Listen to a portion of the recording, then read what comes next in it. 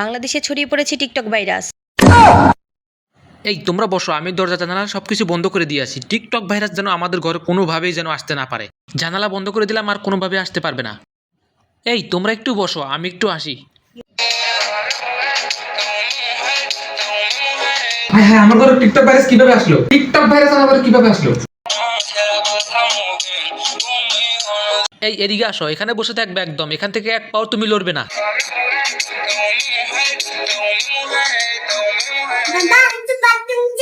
আচ্ছা যাও। আবার কেন নাচতে করে? টিকটক ভাইরাস কি আবার এসে পড়ছে নাকি?